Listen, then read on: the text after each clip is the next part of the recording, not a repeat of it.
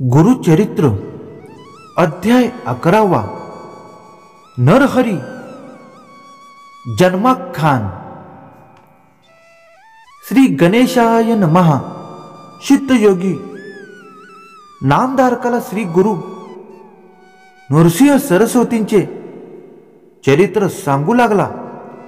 तो म्हणाला, श्रीपाद अवतारात मतिमंद ब्राह्मण पुत्र गुरुकृपेने विद्वान झाल्याची कथा मी तुला सांगतो।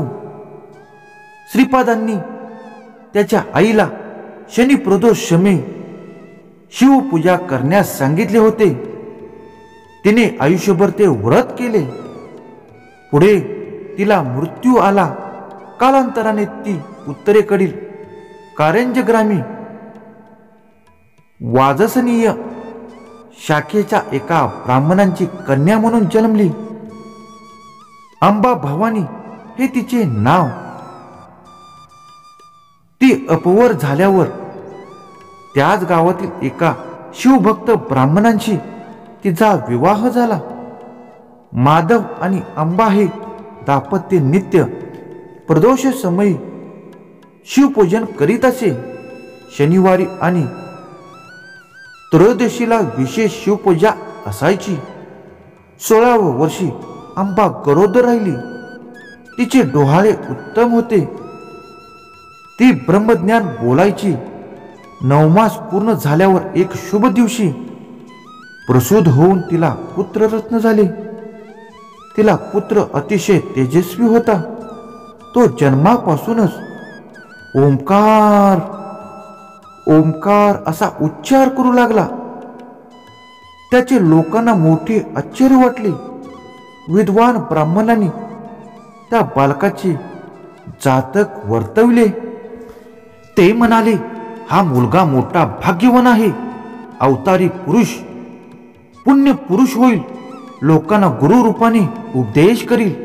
त्याच्या शब्दांना मोठी प्रतिष्ठा प्राप्त होईल। हा लोकांच्या इच्छा पुरवणारा चिंतामणी होईल। हा अष्टसिद्धी नवविधीचा स्वामी होईल। हा त्रिभुवनात पुण्य होईल। याच्या दर्शनाने पतित लोक पावन होतील। याच्या स्मरणाने महादैन्यांचे निवारण होईल। काळाचे भय राहणार नाही। हा मुलगा तुमच्या सर्व इच्छा पुरविल। हा संसार करणार नाही, संन्यासी होईल। तुमचे भाग्य थोर म्हणून याचा लाभ झाला आहे। त्याची काळजी घ्या, नीट पालन पोषण करा। ब्राह्मण ज्योतिषांनी त्या मुलाला अत्यंत आदराने वंदन केले। माधव आणि अंबा अतिशय आनंदित झाली।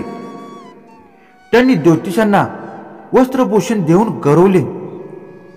मुलांची दृष्ट काढली। माधव ब्राह्मणांचा नवजात पुत्र ओंकार जपतो हे अभिनव वृत्त करताच लोकांचा मोठा नवल वाटले। पाहण्यासाठी मोठी गर्दी जमू लागली। तेव्हा बाळाला कोणाची दृष्ट लागू नये म्हणून त्याने माता पितांचा खूप काळजी घेऊ लागले। लोकांच्या उद्धारासाठी नरतरू धारण केलेल्या त्या परमेत्याला कोणीतरी दृष्ट लागणार। पण तरीही ते दाम्पत्य आपल्या बाळाच्या रक्षणासाठी त्याला मंत्रोत्र अंगारा लावित। त्याच्या गळ्यात काळा दोरा बांधित 10 दिवसांनी त्यांचे बारसे करण्यात आले। शालग्रामदेव असे त्याचे जन्मनाव। पाळण्यातील नरहरी असे नाव ठेवण्यात आले। नरहरी स्तनपान करीत असे, पण आईला पुरेसे दूध येत नसायचे। त्याची भूक भागत नसे। तेव्हा अंबा आपल्या पतीला म्हणाली, आपल्या नरहरीला स्तन देण्यासाठी एखादी दाई ठेवूया किंवा एक शेळी विकत घेऊया। हे ऐकताच तान्या नरहरीने आपल्या उजव्या हाताने तिच्या स्तनाला स्पर्श केला तर काय आश्चर्य! तिच्या दोन्ही स्तनातून दुधाच्या धारा वाहू लागल्या। जगाच्या कल्याणासाठी आलेल्या त्या अवधूताने सर्वप्रथम आपल्या आईची चिंता दूर केली। मात्या पिताने त्यांना वंदन केले। ही गोष्ट गुप्तच ठेवली। नरहर कधीही पाळण्यात निजत नसे। त्याला जमिनीवरच खेळायला आवडत असे। हळूहळू तो वर्षाचा झाला। खेळू लागला, बागडू लागला। पण ओंकाराशिवाय दुसरे काही बोलेना. माता पिता त्याला बोलते करण्यासाठी खूप प्रयत्न करीत. त्यांनी अनेक उपाय केले पण उपयोग झाला नाही. आपला पुत्र मुका आहे की काय अशी त्यांना चिंता वाटू लागली. नरहरी 7 वर्षाचा झाला. 8व्या वर्षी त्याची मुंज करावी लागणार होती. मात्या पित्याला प्रश्न पडला, आपला मुलगा बोलत नाही, त्याला गायत्रीचा उपदेश द्यायचा तरी कसा. आईला हरबडून आले. शंकरांच्या कृपाप्रसादाने झालेल्या आपल्या एकुलता एक पुत्राचे मुक्त पण तिला सण होईना. देवाने आशा दाखवून आमची पुरती निराशा केली असे म्हणून ती शोक करू लागली. तेव्हा आपल्या आईचे मनोगत जाणून नरी घरातून एक लोखंडाची वस्तू घेऊन आला. ती तात्काळ सोन्याची झाली.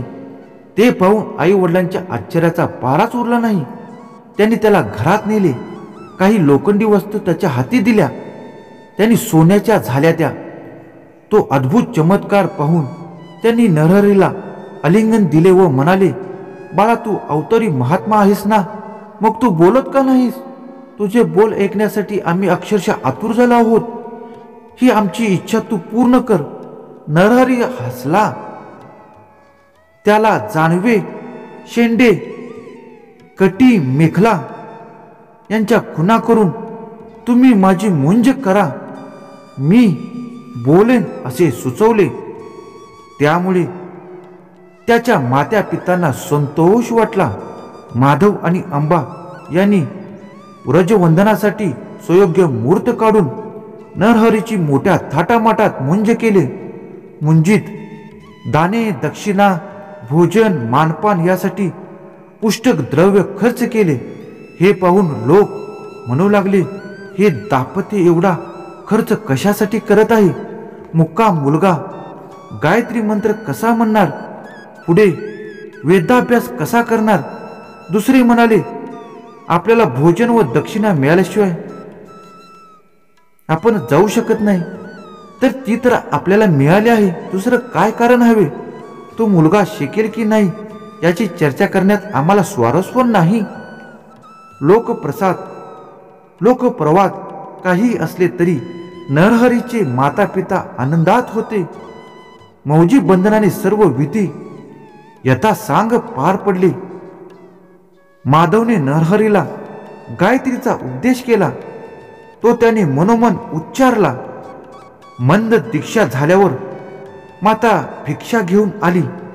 पहिली भिक्षा घालताच नरहरी ऋग्वेद म्हणू लागला.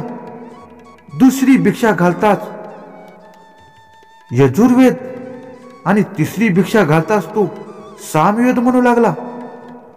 त्याच्या मुखातून प्रकट होणार ते अखलित मंत्रोच्चार ऐकून सर्व आमंत्रित तटस्थ झाले.